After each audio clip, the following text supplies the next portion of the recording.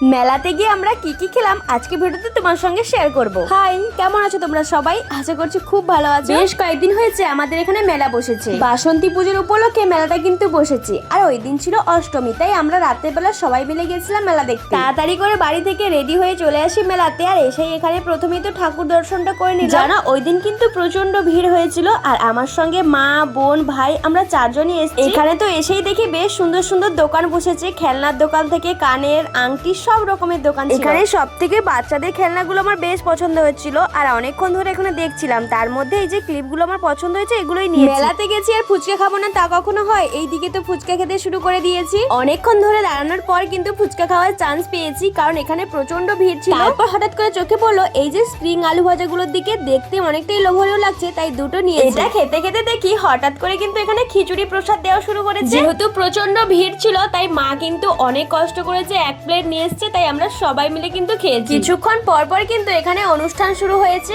আর মানুষজন কিন্তু প্রসাদ খেতে খেতে অনুষ্ঠান দেখছে। যেহেতু এখানে প্রচন্ড ভিড় হচ্ছিল, তাই বেশ গরমও লাগছিল, তাই বাড়ি আসার সময় আইসক্রিম খেতে খেতে বাড়ি চলে এসেছি।